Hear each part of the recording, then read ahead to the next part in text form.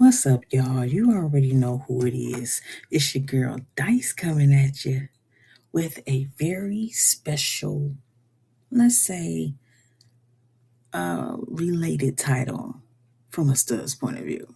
Now, me and my wife always sit down and we do an episode together, but sometimes you gotta kind of like do something for the studs. And today is why we chase the unready. Okay. Before we start, everybody unclench, all right? This is not an attack. This is a conversation, a loving roast, a community check in. But welcome back to She's Such a Lesbian podcast. It's your host, Dice. And today, this episode is called Why We Chase the Unready. Now, if you're a stud listening to this and your stomach just did a little flip, yeah, you're in the right place. So we're setting the tone. Let me be clear and upfront. I'm not about this conversation. I'm not healed, levitating, and dating perfectly emotionally available lesbians who drink water and go to therapy twice a week. No. I am in recovery from chasing the unready. Of course, I'm married, going on 3 years in May, 6 years in November. And this episode is sponsored by not me, but kind of me. I thought I could handle it. Also, she just needs time. And my personal favorite, she's different with me. Now, I know you all have heard of that before. You know what I'm saying? I know you know. Because, come on, even the seasoned studs know about that. You know what I mean? So, if you're ever said any of those sentences out loud, in your head, or in a group chat with your friends warning you, yeah, this episode right here is just for you. Now let's get to it. Defining the quote unquote unready. Because it's not just one thing, right? Let's define what I mean by unready. Because I'm a stud and I'm speaking from a stud's point of view. Because some of y'all heard that, and I think I'm talking about never dated a woman before. No, that's not automatically unready. Unready is a spirit, an energy, a lifestyle. Unready is, quote unquote, I like you, but, quote unquote, I'm not sure, quote unquote. I don't want labels, quote unquote. I move slow. And finally, quote unquote, I'm working on myself, which sounds cute, very Pinterest coded, very soft girl era, but somehow you still want your time, your body, your consistency, your emotional labor, and your reassurance. They just don't want responsibility. Now that's unready. So let's get into why studs fall for it every single time. Listen, let me tell y'all something. Before, when I was in my 20s, man, I'm telling you, my wife called me a papi chulo because that's exactly what I was. In my 20s, let me tell you something. My stud life has been nothing but 31 flavors Baskin Robbins, I swear. For real, y'all, I wanted every kind, but I only tried it once. You feel me? So my thing of falling for it was always the booty and the boobs. That's all I was into back then, you know? So here's where it gets funny and sad and kind of accurate. Studs here, I'm not ready. And then our brain goes, oh, so this is a project, right? Because we love fixer uppers, a little emotional renovation, some light drywall, a little patience, and a little consistency. We're like, yeah, cool. I got the tools, because we are taught socially, romantically, spiritually, that our role is to hold things down, right? And I know y'all can understand about that. This is from a stud's point of view. Now, if you're a film, you can do your film point of view. You know what? You can hit me up and we can do it together. You feel me? Or I get me and my wife. We can go ahead and talk about that. But if something feels heavy, y'all know we carry it. That's what mass presenting women do. If something feels uncertain, we stabilize it. If someone is confused, we become the answer. And if nobody ever stops like us, hey, do you even know what this job is? Do you even know if you want this job? And we're going to go to the stud resume nobody asks for. Wow. Let's talk about how studs date. Now, me going back in my golden days, back in the 20s, I'm 43, so I'm considered, an OG stud, which I am. I settle down. I like to settle down life. I like being married, especially to the right woman. You know what I mean? It's a wonderful thing. But in my 20s, though, I would say about 20 years ago, I was hungry. And don't think like that, you little nasty butts. I was ready to see what's out there. They different kind of women. You know what I mean? Okay, she's a little bit crazy. Let me leave her alone. All right, well, you know what I'm saying? I might not like her feet. So, yeah, I'm Eddie Murphy on Boomerang. So, I'm throwing the little covers over a little, nasty little hammer toes. Okay, that's fine. That's fine. That's fine. But how I was dating was, yeah, I went to the club. I met a little shorty. I bought her a couple of drinks. And one thing led to the other. We ended back in my apartment. But to me, that was a date. She would have been even happier, if she would have made it to the morning, studs, you know what I mean? She didn't most happen to spend the night, quote unquote. We might have went to IHOP or something like that at Coney Island, because I'm from Detroit, so we might have went to Coney Island in the morning. Then we go our separate ways, and then you know what I'm saying. Nice meeting you. Nice, wham bam, thank you, ma'am. I'll probably see you at the club. Probably not, but hey, I ain't too concerned about it. I'm gonna get another one. You know what I mean? That was my date. That's how I dated.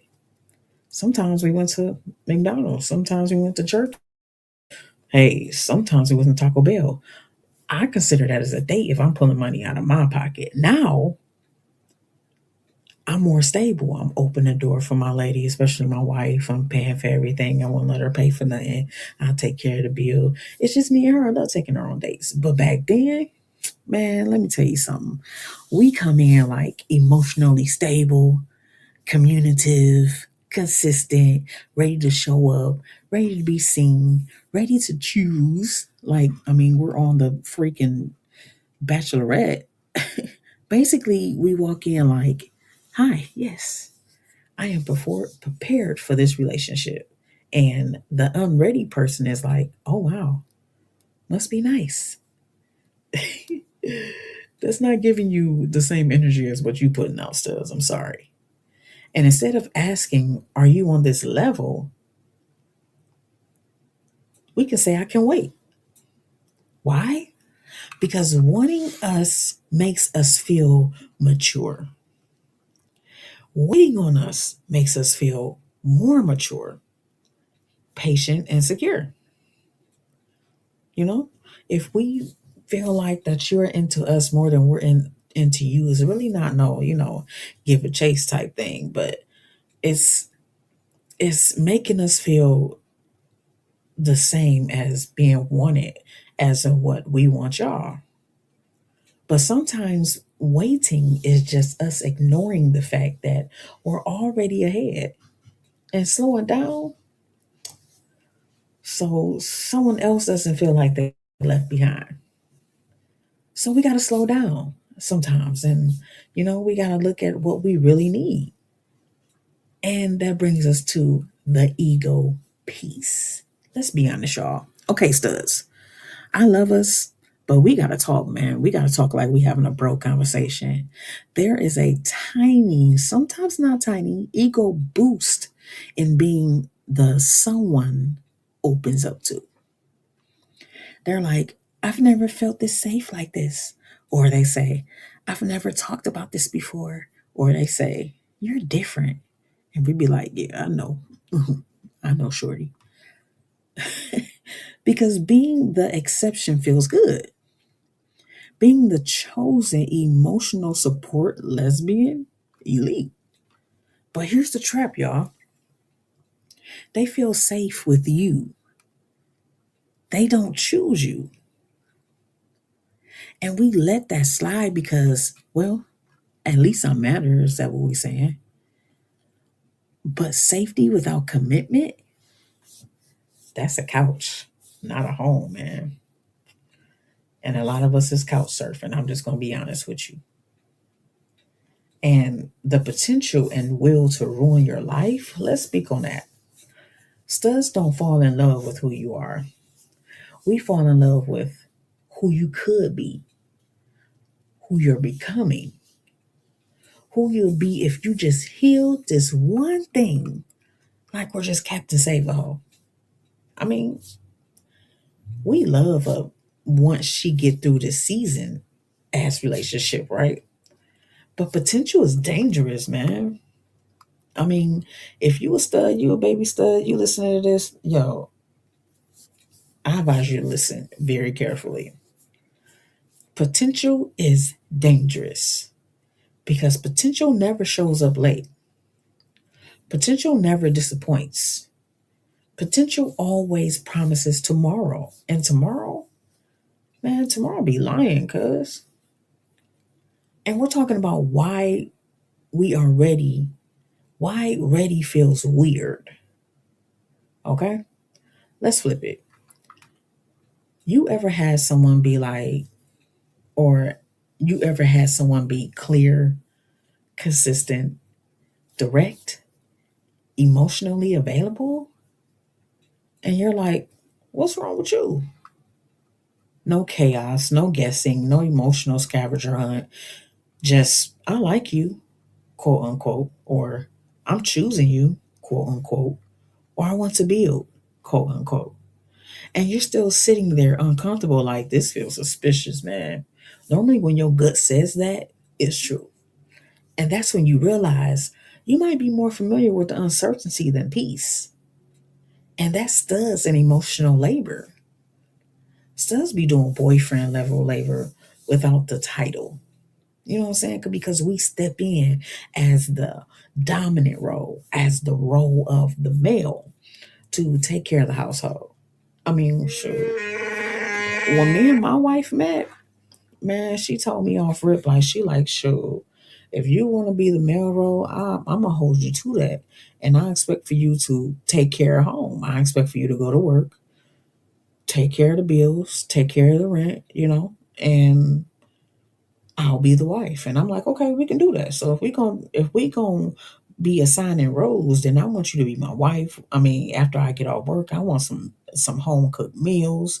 I want some, cleanliness and other things that come with it. And she called it her coon cat money, which it is. You know what I mean? I look at it like that too. I ain't gonna try to go into too much depth in it, but I mean, coon cat money, that's self-explanatory, right? But they want us to get in that emotional labor, that boyfriend level labor without the title sometimes. Not my wife, but sometimes women thinks like that. So we're checking in, we're reassuring, we're holding space, we're being patient, we're explaining, oh my gosh, we're explaining feelings. I personally think that is so irritating when you have to explain what you're talking about instead of her understanding. Now, I understand sometimes things don't register through all the way, but I mean, come on, ladies. I mean, every single time it's draining and it's regulating emotions, all while being told, I just don't know what I want. Oh, friend, then why do you have my hoodie? You know what I'm saying? Why you wearing my clothes? Why you want to come over and spend the night all the time? You know what I mean? And that's when you start shrinking. Here's where it stops being funny. Like, for real, y'all. You stop asking for things. You stop expressing needs. You stop expecting effort. You tell yourself, I don't really need that much. But that's not minimum. That's it's self-sabotaging.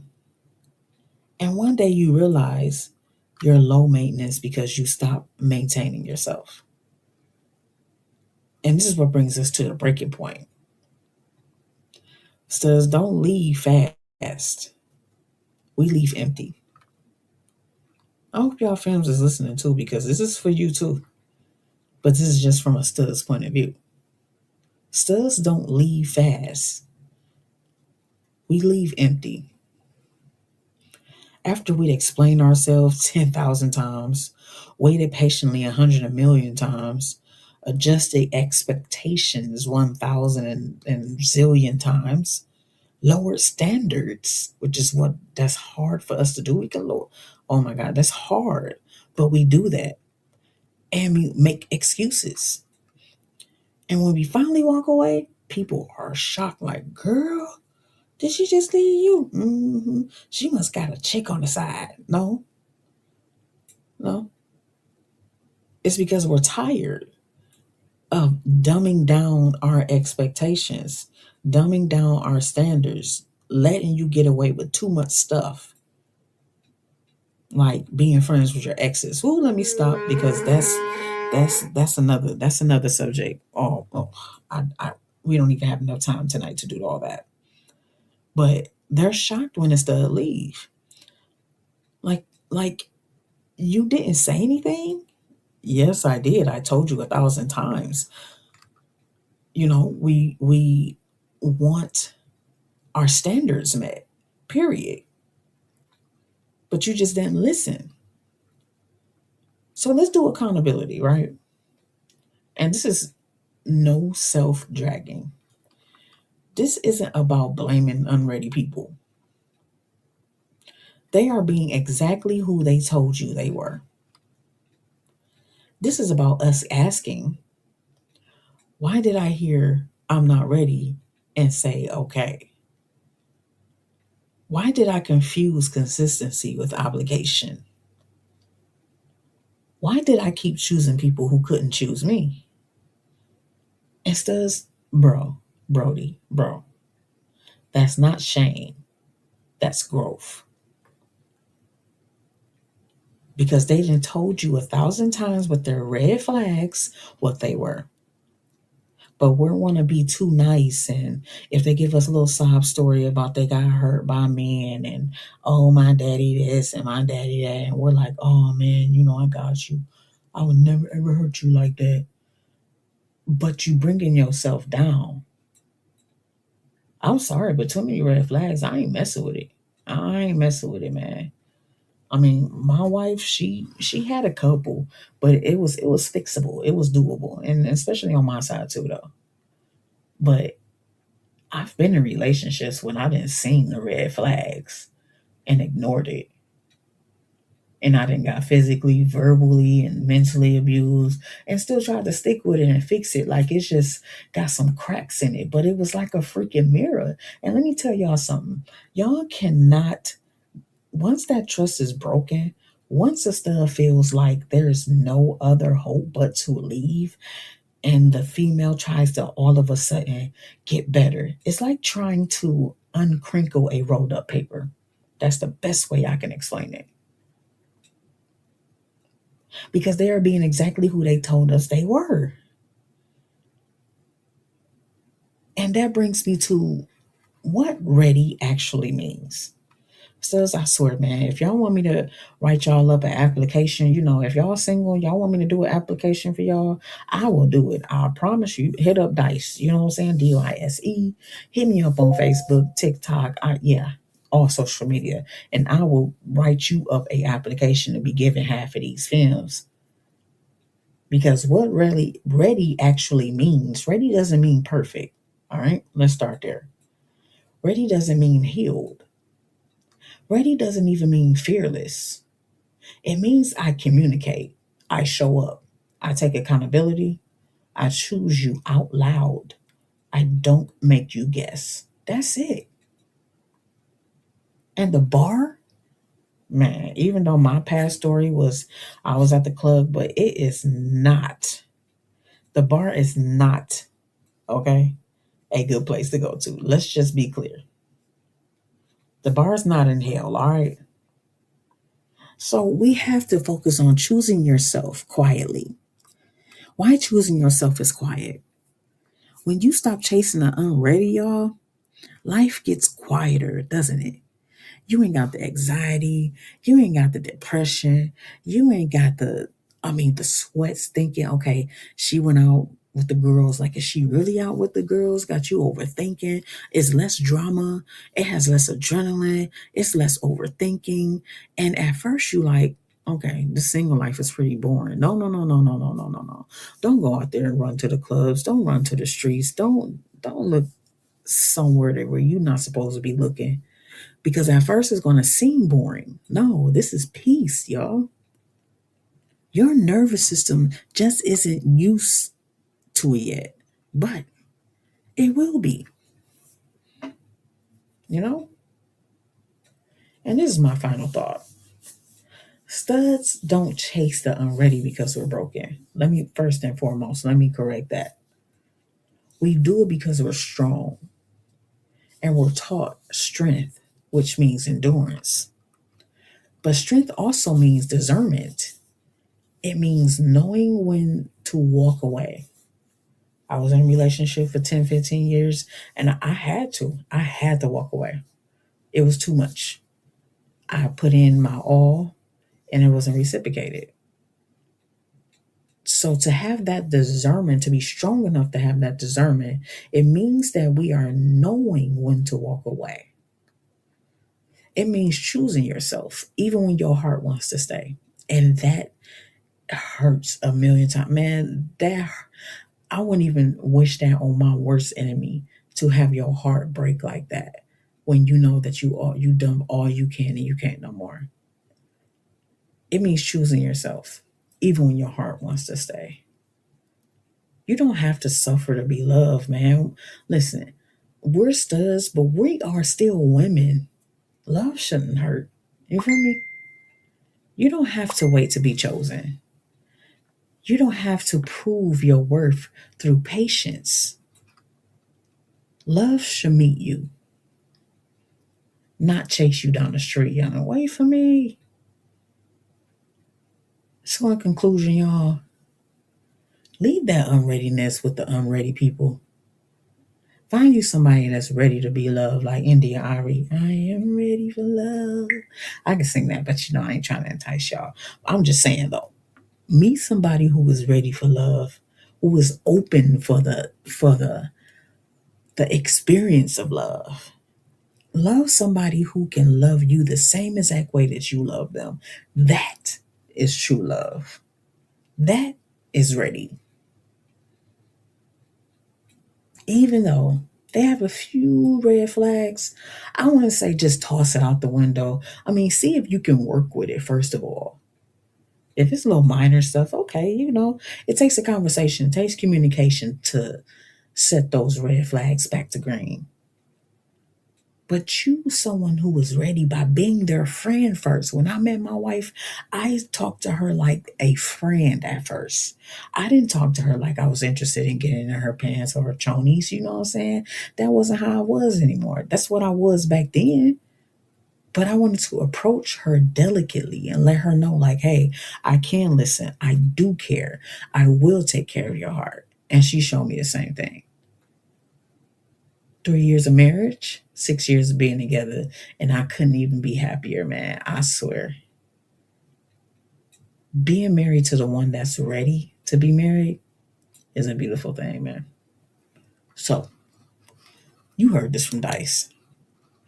You heard this from She's Such a Lesbian podcast. And honestly, y'all, I hope y'all take this. And I hope y'all learn from this, especially my studs, man. Until next time, I'm gonna try to do 30 days of topics with my wife. When she's feeling better, or she's not feeling good, she's gonna come on here too. But we're gonna try to do 30 days of content where she's such a lesbian, no matter what it takes. All right. So stay tuned. Tomorrow, I will be interviewing my wife with her experiences from childhood to adulthood. Y'all do not want to miss this because this is a one time in a life experience and interview that I'm going to be doing with my wife tomorrow at 8 p.m. sharp Eastern time. So y'all be sure to tune in. All right. Until next time. Peace out.